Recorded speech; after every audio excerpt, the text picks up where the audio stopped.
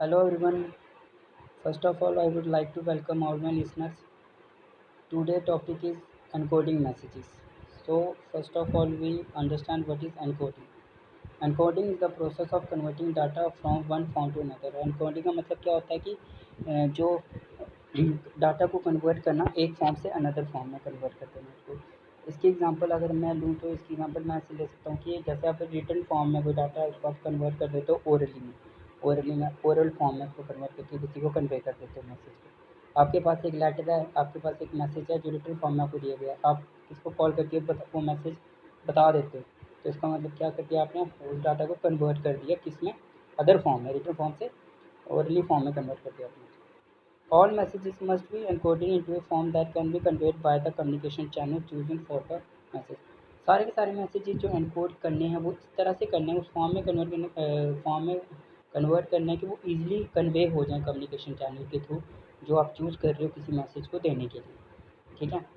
Well all do this every day we all do this every day when converting abstract thoughts into spoken words into a written form। हम हर रोज़ ये काम करते हैं, अपने जो thoughts वगैरह होते हैं उनको स्पोकन वर्ड्स में या रिटन फॉर्म में कन्वर्ट कर देते हैं। जो हमें थॉट्स वगैरह किसी को जो कोई भी चीज़ बतानी होती है उसको हम जहाँ स्पोकनली बता देते हैं, स्पोक करके हम बात करके, या फिर हम उसको रिटन फॉर्म में किसी को बता देते हैं। ठीक है, रोज़ हम कुछ ना कुछ कन्वर्ट करते हैं। However, other communication channel require different forms of encoding। बड़े सारे कम्युनिकेशन चैनल जैसे हमने पहले डिस्कस किए हुए हैं, तो वो हर एक कम्युनिकेशन चैनल अलग अलग फॉर्म्स ऑफ एनकोडिंग मांगता है।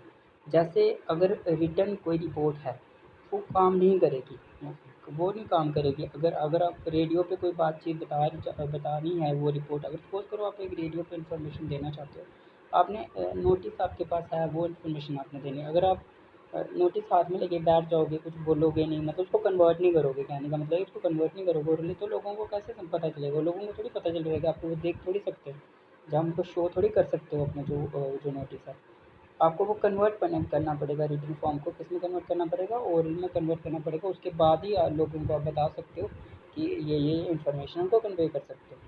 तो कहने का मतलब है कि अलग अलग कम्युनिकेशन चैनल की अलग अलग रिक्वायरमेंट होती है। ठीक है।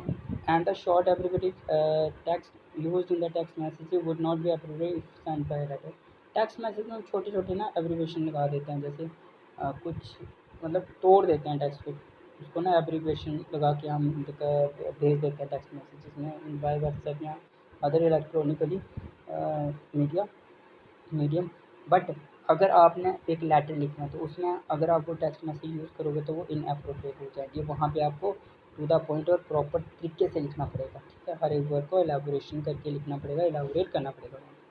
कॉम्प्लेक्स डाटा में भी बेस्ट कम्युनिकेटेड यूजिंग ग्राफ और चार्ट और अदर विजुअल। जो कॉम्प्लेक्स डाटा होता है ना, मुश्किल ज़्यादा जो पेचीदा जो चीज़ें होती हैं उनको हमेशा अगर आप कम्युनिकेट करोगे उनको ग्राफ की मदद से या चार्ट की मदद से या फिर अदर विजुअलाइजेशन की मदद, तो वो ईजिली ज़्यादा कन्वे कर पाओगे, आप ईजिली कन्वे कर पाओगे।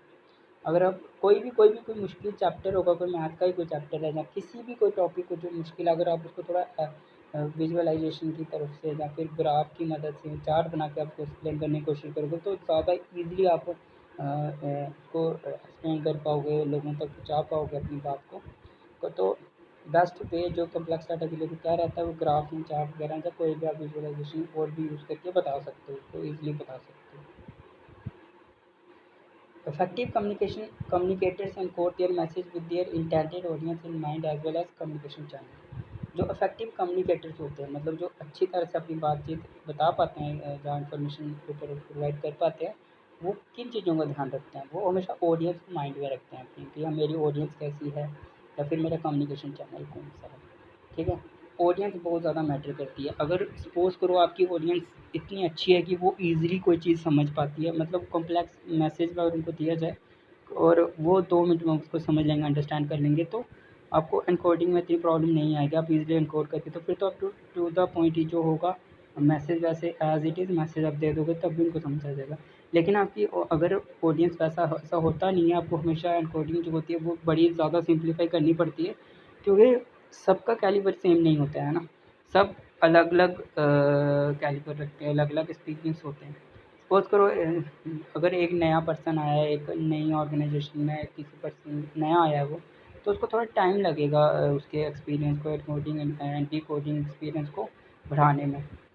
उसी तरह अगर आप कोई नई क्लास में जब बच्चे नया चैप्टर पढ़ते हैं नया, तो उनको थोड़ा टाइम लगता है उसको गेन करने में, उसको उसको तो आपने क्या करना है कि वैसे ही ऑडियंस को अपनी माइंड में रखना है, ठीक है।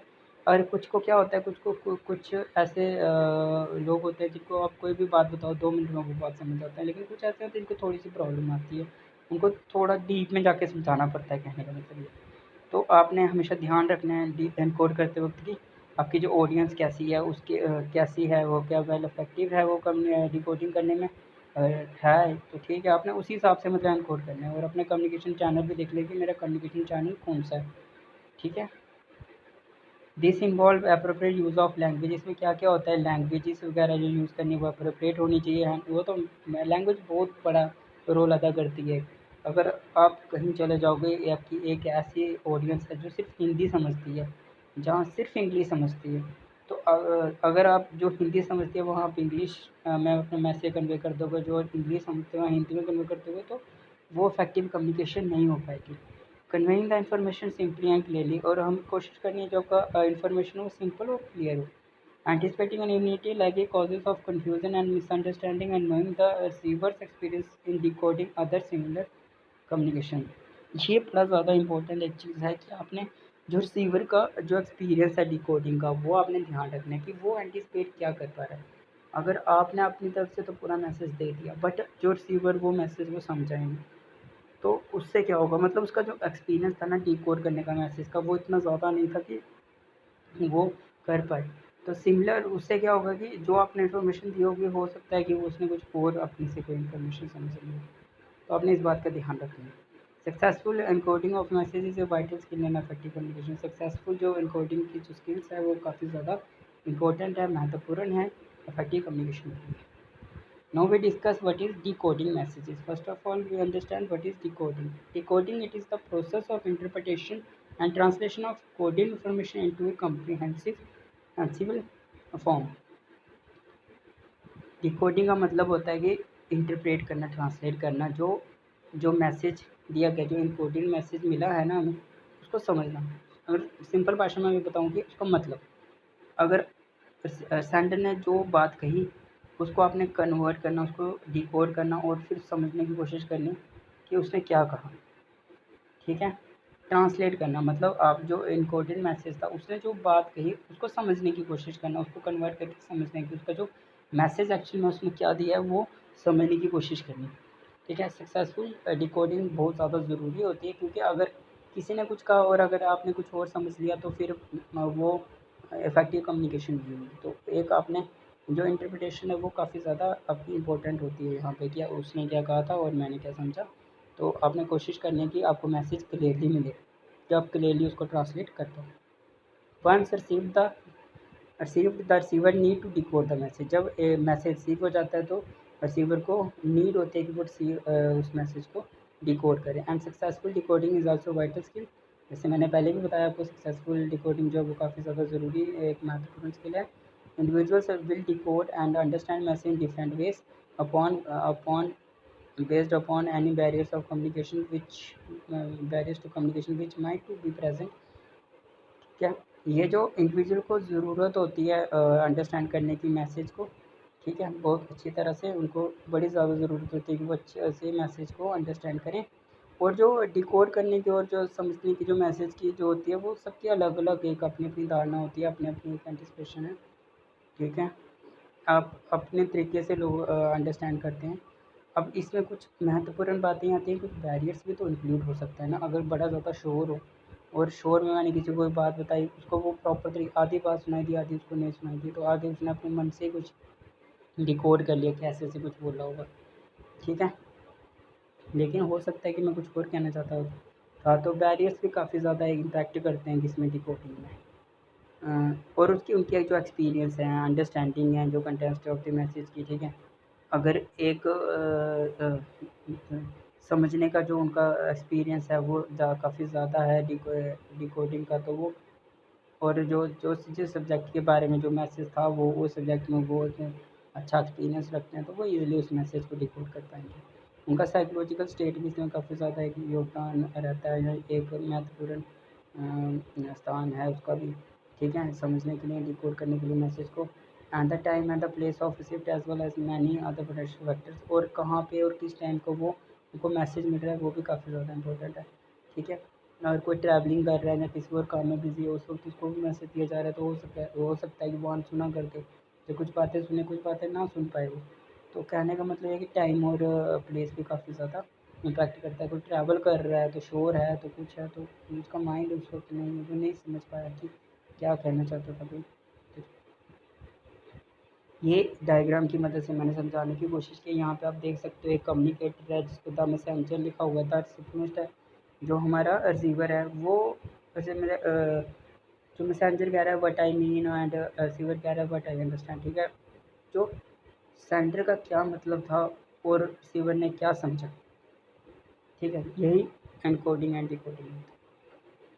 अगर सेंडर ने जो कहा और रिसीवर ने वही समझ लिया, तो उनकी एनकोडिंग एंड डिकोडिंग जो प्रोसेस है वो सक्सेसफुल होगी और वो इफेक्टिव कम्युनिकेशन होगी।